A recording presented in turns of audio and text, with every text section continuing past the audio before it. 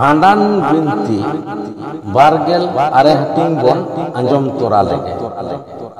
आतु हर कोदो जांग बाहा को ताड़ाव को आगु केते ओना दोबाटी रे ओनारे दा दुल कमी को सिरजेव किदा दोबाटी उतर रे पे कठुआ चांगड़ा चितान रे मिट्टांग चुक को दोहो किदा जहां चितान रे ओने मिट्टांग लुगुड़ी रे ओना जांग बाहा आरु कमी को एहब किदा सानाम कोगे ससांग दा हांडी दा आर बेरल दा दुल तालाते ओना जांग बाहा दोको आरु होचो केदा दुल मुचर रे सानाम कोगे दान दक्षिणा बखराते मिद बार को चाला देया जांग बाहा आरु कमी चुकवेन खानगे कोये तीरे तेरेल हपा को चाला देया ओना साप काते पे धाव ओना चुक धारे धारे ते को अचुर होचो के देया मुचेद उतर रे दो ओना चुक दाल रापुट काते गे ओना तालम पारम काते उनी दो जेलेंग डहार चला होरे आतरे किदा उनकान ऑक्तो ओना रिया मिट्टांग को थुतियादा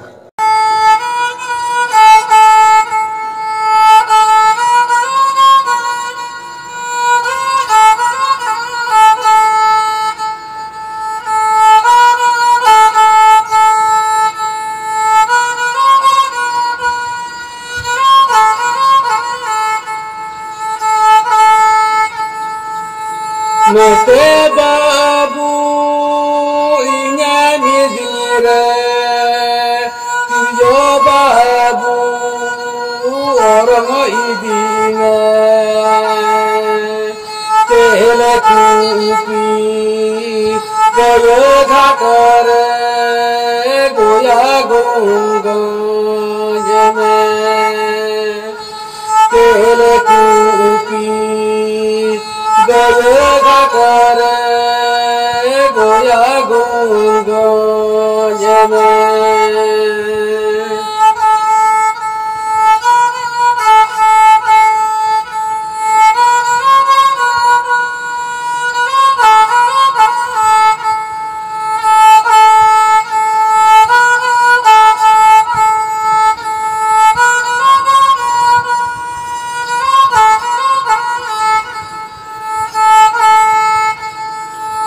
सुनो बाबू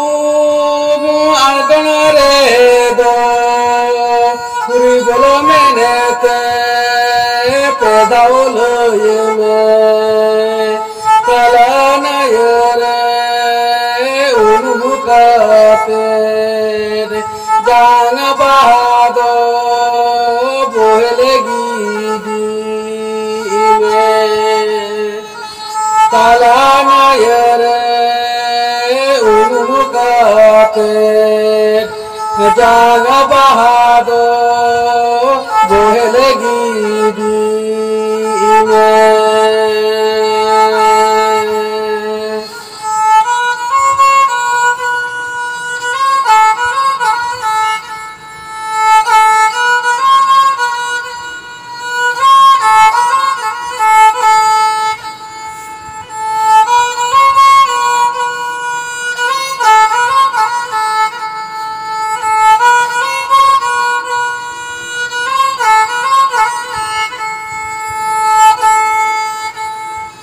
मैं बाबू जरो जरो ते तू पुना ये खोनो राकब हिजुने राकब काते रे तायम से दे दो आलम को योरू राकब काते रे तायम से दे दो आलम को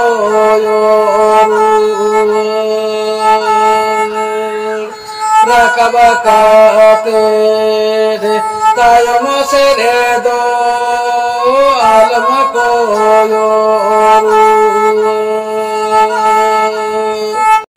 आदो चुक दाल रापुट हटो काते उनी चला कान ऑक्तो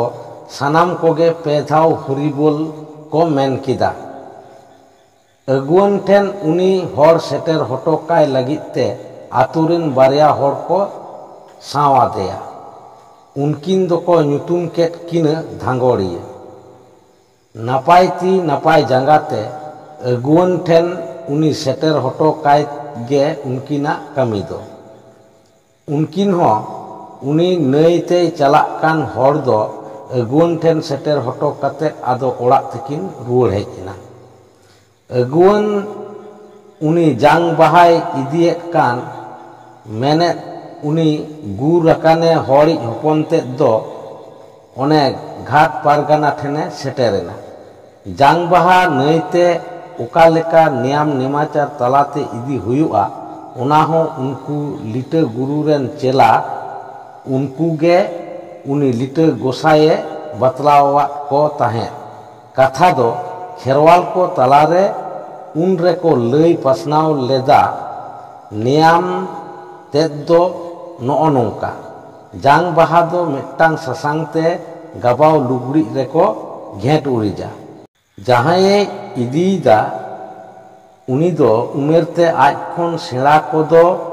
उनकुआ दो हटोक रे आराव काते आर काटी कुआ दो डांडा रे ठेमा काते उना जांग बहा दो गोया गोंगाय लगी ए इदीमा आदो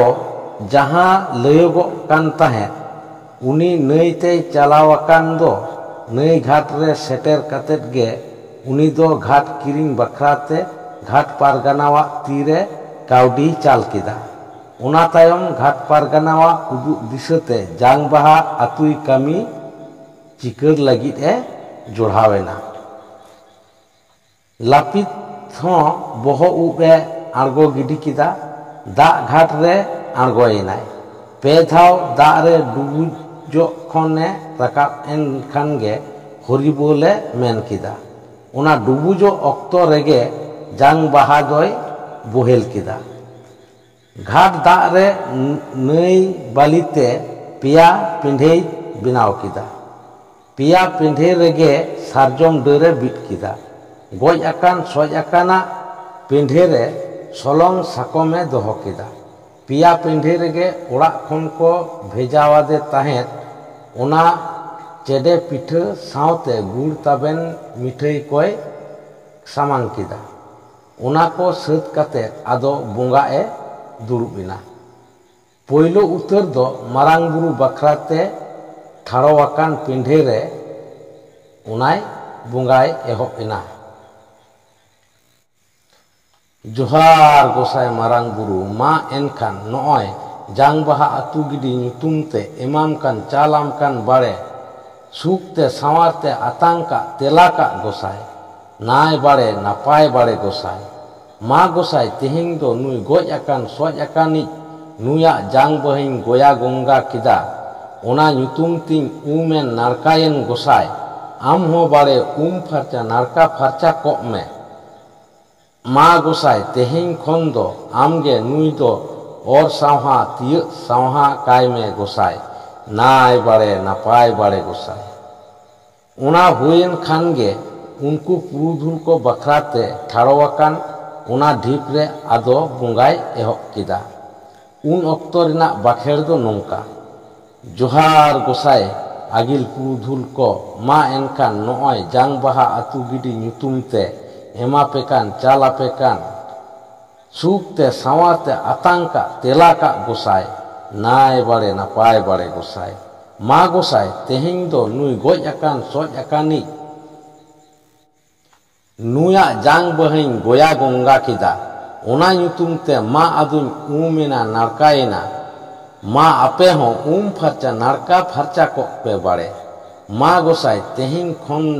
आपे गे नुई दो और सावहा तिय सावहा काय पे बाड़े नाय बाड़े नापाय बाड़े गोसाय इना हो हुयन खान आदो गोज आकान सोज आकाने बखराते ठाड़ो आकान उना ढीप रे बोंगा ए एहोबेना उन ऑक्तो हो नोंका को बाखेड़ किदा मा एनखान गोज आकान सोज आकानी तेहेंग दो नोआ तुपुन नई घाट रे आमा जांग बहिं गोया किदा गोंगा किदा ओना नुतुम तिंग फरचा नारका फरचा आम हो फरचा नारका फरचा को में बाड़े मा एनखान तेहें दो उना nyutum ते नुआ तुपुन नई घाट रे तैयार आकाद पेंढे चितान रे एमाम कान चालाम कान सुख ते सवार ते आतांग का तेला का में बारे नाय बारे नापाय बारे उना को कमी हुएन खानगे आदो हाने जहां माट ठोंगाते इदिले उना कुपी सुनुम दो मारांग बुरुआ थान रे दुल किदा सारेज ते दो आज होय अजोक किदा बुंगा पेंढे को रपुट कते दा रे बुहेल किदा इना तायम नई दा रे डुबुज एनते घुटू रे आदोय राकाबेना जा उडंगे इदी लेदा उना को दान दक्षिणा कते पे धाव ओंडे हुरिबुल मेन कते ए राकाबेना उना कते गे उनी दो सोझे ओड़ा सेद ए मुहडायना घाट खन राकाब कते ओड़ा सेद मुहडा लेन खान गे तायम सेद दो बांको कोयक रुवाड़ा तुपुन घाट खन अगुवन सावते उनी दो आदोय रुवाड़ हेजना रुवाड़ ऑक्तो ओड़ा होड़ आतु होड़ को बखराते लाडू कोय साव तोड़ा केदा तुपुन घाट खन उनी गुराकाने होड़ी हपन दो अगुवनाते अगुवना डेरा रे हेज सेटेरन खान गे हानकिन धांगोड़िया किन आरहों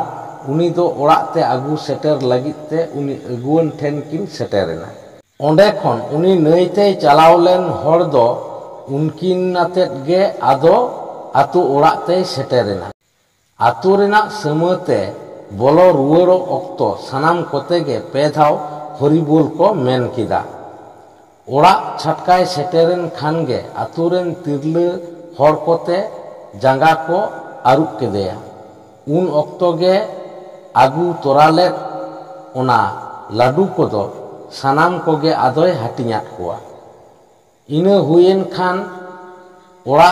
भितिर ते आदोय बोलोयना ओड़ा भितिर रे आगु तोरावकात ए लाडू को उनको ओड़ा रेन बुंगा बुरु को बखराते गिडी बड़ा किदाय